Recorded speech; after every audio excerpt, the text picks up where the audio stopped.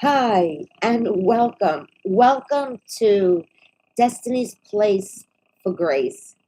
And we are remembering the true you, the absolute core of you. And again, I'm on the edge. So be with me, share with me. If you're here, welcome. You are meant to be here. And it is all good. Today's third episode is about the gift of mental illness. There are many, many gifts. You might not feel that way, but there really is truly gifts that come with it. Because my marriage was, actually, I felt not meant to be. But looking at the perspective of my partner, my boyfriend, my husband, before we were 22, him being 6 years my senior, he didn't want to hurt me. He saw me go through that breakdown. He didn't see me turn into a 5 year old as I did with my parents, but he did not see the recuperation over the period of time because he moved there to prepare us and then only came back for the wedding. And then we went right away over to Colorado, where I said we lived and where I wound up in the hospital and where I blackened the nurse's eye. And then I met her afterward. She was a friend, the girlfriend of the fellow that my former husband worked with, and she introduced herself. She said, "You blackened my eye." I said, "Where? What?" I had no clue. And it was always about spirituality. And the gift is it's a breakdown to a breakthrough. The gift is that, I have no hard feelings toward that man that I no longer know. And, I came away with loving more music, opened up to, music is universal, isn't it? And so there are many, many blessings of the period of time. I don't absolutely love that he introduced me to a lot more drugs than I was curious. Yes, I was, but never would have had them had it hadn't been for his age range and his availability to purchase them because I was in an early part of high school. So, but again, the not the gift was the drugs, but the experience of learning. But I want to quicken your life. I want to allow you to see that you can't do drugs if you're young and not I'm not advocating start doing them once you turn that age, but the truth is, drugs and you don't know what's going to be set you from one day to the next. So I mean, you might have a no indication of having an illness.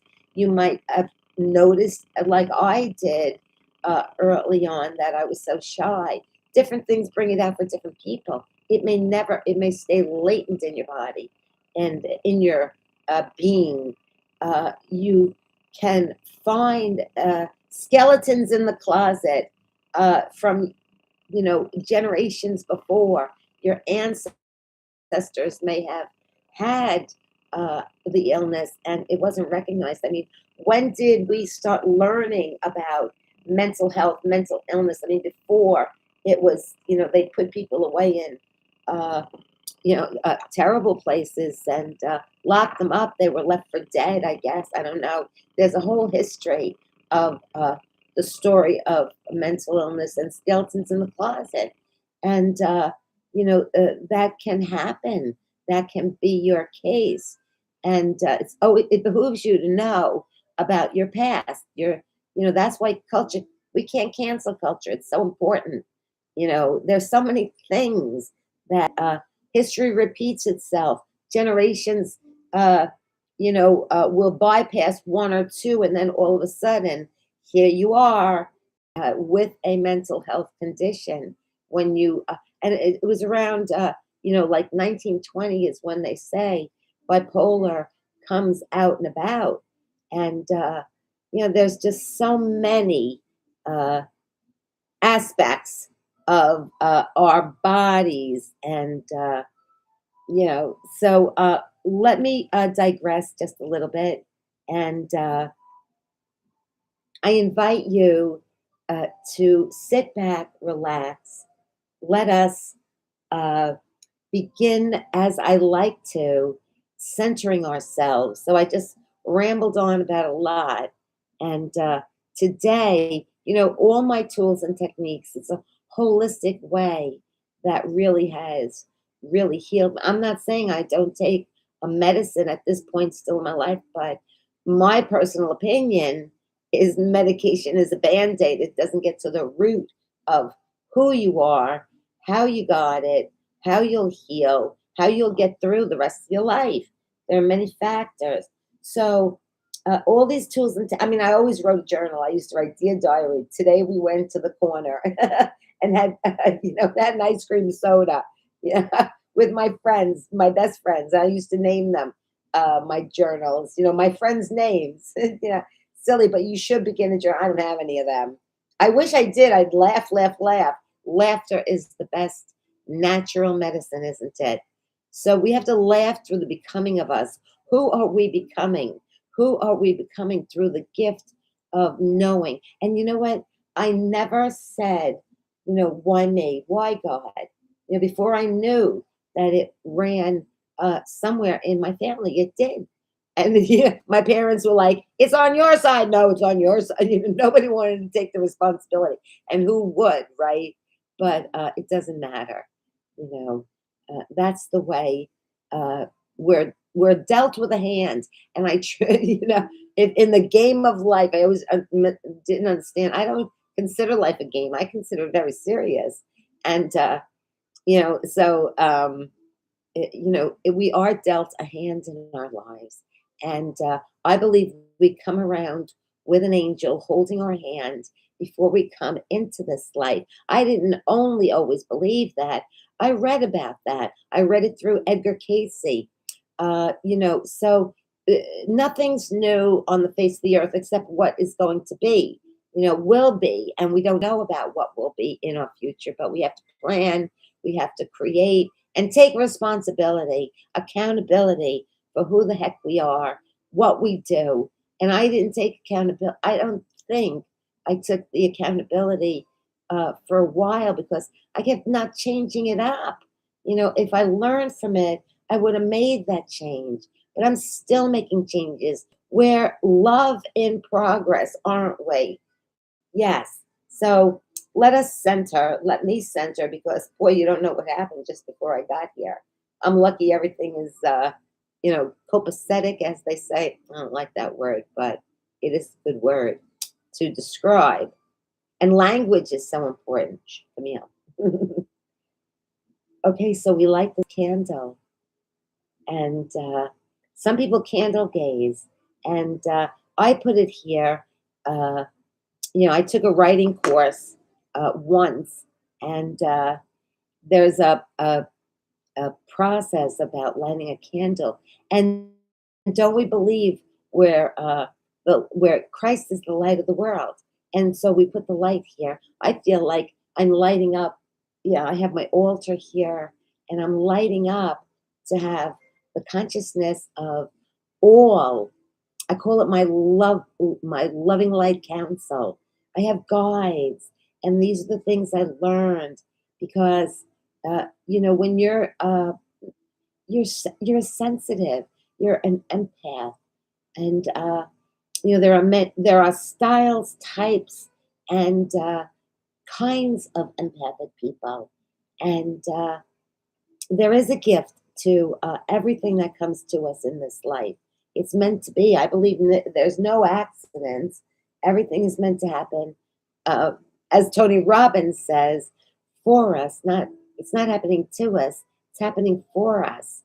And as hard as that may feel and seem sometimes, it truly is. It took me quite a while to believe that. I was like, I'll debate that, and maybe you want to too, but no resistance to what your life is. And I never did ask why. Sometimes lately I said, oh gosh, why this again? But it's something that will stay with you if you don't conquer it. And that's my goal. to have you leave here each week. Oh, I wonder if anybody's here. Welcome. I don't know how to really tell on the chat. I'm hoping to start advertising it a little more. So like and subscribe if that's available there. I'm not sure how YouTube works, but yeah. So let us begin. So we light the candle and we call in and close our eyes and just breathe naturally. It's like we can, in the quiet, we can hear the bottom of the sea, the rhythm of the ocean that is around the globe. We're mostly water, the strongest element. So let us quiet our hearts, quiet our minds. That's the monkey mind, the stinking thinking. That's what I've been told. So let us do that now together in the ethers of the energy of all that is here in my space and yours.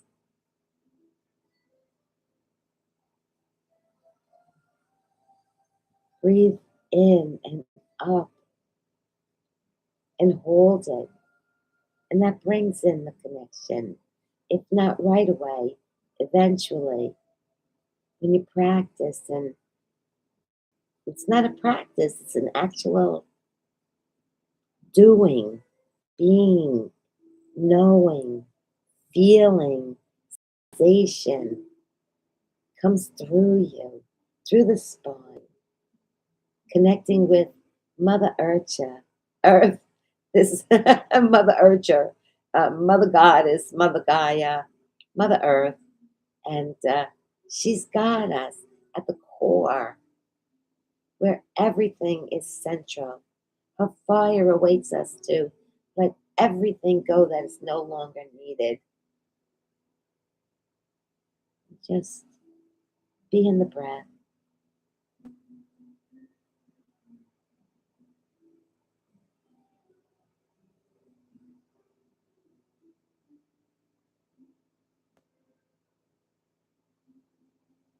Feel the warmth and the fire that builds in your heart space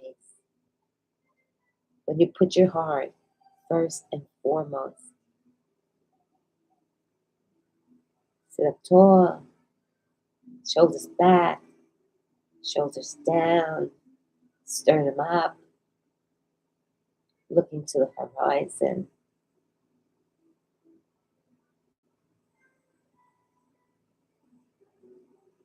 And being at peace. The garden of our heart. That's where love is always in bloom. That's what I want to end with each week. And, I want to be a bridge for you. I want to quicken, like I said. So, yeah, love abounds everywhere. We can choose to see it or not. And we don't have to like everybody, but I believe we should really love everyone. And it's such a gift life. Like forgiveness is just so important. I might have been holding on to all the things that happened between the marriage of my former husband and me, but I let it go. I became new. I reinvented myself again and again and again and again. And that's what we do in life. We reinvent ourselves. We flourish more. Do I always say, go back to your childhood. What did you love to do? What did you enjoy? I used to love to draw clowns. Now I don't like the clowns on the movies anymore. Oh, they're scary. I don't like scary movies. I would check under my bed. You got to do what you feel is the right thing for you. And yeah, so let's just take a moment to recap uh, where I'm going, where we are, and yeah, we are a work in progress. Our words, our thoughts, our deeds, our actions, without all the aspects of surrendering every day. to a higher power, to our higher power, our own higher consciousness, and then we can create endlessly, openly, happily, and it's just being fearless, and we have to be ourselves. We have to be at truth, and truth to ourselves too. We can't deny who we are, what we are, how we live our lives, because it all comes back at you, whether you like it or not. You never know. What is that 7 degrees of separation, or you know, uh, it's always best. And I I like astrology and numerology.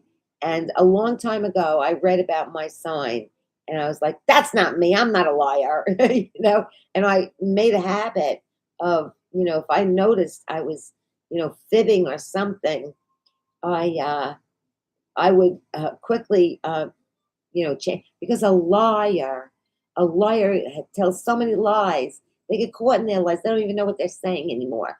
Don't lie. Be your honest, true, absolute best self. When I was little, I'll tell you a funny story. This is quick. I got my report card, and I guess, here I thought I was shy, but I was in first grade, and I got all A's. I used to be so good in school in the beginning. I don't know what happened, but but my conduct was A minus. Everything was an A except my conduct. And my mom says, "Oh, do you talk a lot in school?" I said, "Ma, Sister Mary, I shouldn't say her name, maybe. Sister Mary Leo, that was her name. That's not her name anymore." So, uh, anyway, I said, our name begins with a T. And she was tired from doing all the, report cards. And you know what happened? She started to fall asleep and slipped and left the minus, the minus there. And that's how I got the A minus, Ma. I got inventive. I got creative. But it was a fib nonetheless, because she didn't tell me that. I told my mom, she told me that. Can you imagine the nerve of me telling her that? Yeah, Ma, Sister Mary Leo told me she was tired, and she didn't mean to put that minus there. But next time it'll be better. I'll get my true, oh God, leave it out of the mouth of babes, right? If you're a mom or a dad, you want to protect that child, don't you? Yeah, with everything you have. And like I said, parents, oh my gosh, they just love you and worry about you. If you're young, if you're old here, and who is here as we go along, I'll find out more who my target audience is with you guys. Destiny's place for grace. Everyone can benefit, I feel. My age range, older even. And it's not a matter of age. Age is just a number. It's a matter of, how we live our lives that will determine how long we live outside of, God's. I believe there's a destiny. We each will go home when we are called to, when it's meant to. And yeah, uh, this is a place of happiness. Oh, right in the back it says "Be happy," and then I have uh, my microphone, because Oh, I on the first episode I was going to tell you something, then I forgot. Someone told me once, Camille, if you used your mouth to make money, you'd be a millionaire. So and I did always wish to be a speaker. And then, my dad got sick, and I started Toastmasters, and it just wasn't meant to be then, but it will be. I'm still tuning that in, manifesting that. I talked about, instantaneous manifestation. I'll tell you one thing. One day I wasn't feeling well, and I was just so tired. I was like, "Mom, move my chair, bring it over to me." I kid you not, whether I was levitating it, whether, the spirit of my mom was here, if she could just have pushed it, my chair on wheels, not this one, my chair on wheels moved to the back of my knees, like at least 3 inches. And I was like, ooh, what is that? I was like, thank you. And, spirit and energy is everything, but they're there. Our ancestors are here. Our soul family is with us, and family is so valuable. They are our teacher, and we are their teacher. And interchangeably, we can teach and learn, and teach and learn in just like uh, syllables of seconds, right? And it's life is a gift. Life is good, and that's so. And that ideology I had with uh, suicide, and you might just run to it. Everybody runs to, maybe, oh, I can't take it anymore, I want to give it up, but you don't have to mean that you really want to go through with it. And like I said, I know how in despondence, it just doesn't seem like you can. And I've been there, done that in multiple ways. But I will say that my my second nervous breakdown in Colorado, what had happened was, um, what your menses is. It's when a woman's flow comes through the 30 days of each month, and he didn't want to marry me, and his friend told me that, and he was frightened, I guess, because of the fact. That's what I started saying before. He was frightened to probably tell me he didn't want me to, have another breakdown before he left. Because at that time, years ago, it was all that burn the bra and women's lib, but I was a little bit younger than that, and he was older. And so I said, he said, I'm going to move to Colorado, and there was friends that were moving. There was this big job there, and he was going to make his fortune. I didn't want him to miss his fortune, but I said, what about me? And the thing of it was, he should have let me go, but see, I should have let him go, maybe, because it wasn't the right time to, have a marriage. And, the priest wouldn't marry me because I needed a no from the psychiatrist. And he said, well, I can't promise that you're never going to have a breakdown again.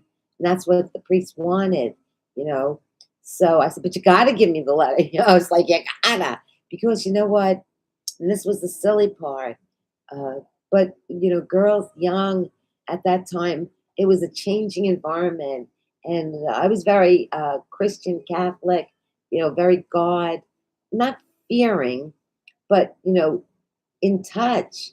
And I had said, because we had premarital sex, and I didn't want to, and but we did, and it was around that time, and when everybody was, but I really didn't feel comfortable doing it. He was older, and I know I didn't mean to get on this topic, and I want to honor your time. Oh well, let me just finish the story. Oh, it's I can't see. I went to the eye doctor this morning. I can't even see my eyes are dilated. So anyway, to get back to the seriousness of it, I promised God that if I slept with him, I'd marry him. And he was, like I said, my first and only boyfriend. I didn't even explore more of people that were out there. I just immediately attached to him only. That was it, no matter what he did. And he did, when I look back on it, he tried to get me to like give him up, because we smoked and cigarettes, and he wanted me to quit. He said, you'll get breast cancer, you'll have to lose your, you know and I was like, well, you quit with me. And he wouldn't. He said, I'm not going to get breast cancer, you are. And it was, that was pretty terrible. If we couldn't do it together, why should I quit? I didn't really feel like I wanted to. He brought it up, and he was trying all these mechanisms and ways, and I didn't catch on, because I had already like made my way in life, and but things change, and when they change, you must move on, and that's what happened. And so I wanted to, I said, what about May? He said, well, you'll come. I said, I said, uh, I can't absolutely go there without being married. My parents would be very hurt. And I knew I needed to be, I would, be hurt because what would happen with my promise to God, about marriage and, having slept with him since like 16. And, and I know that we can't go backward. And it's very prevalent to sleep with someone, but really truly it's such a beautiful gift to give, to be together, to give each other.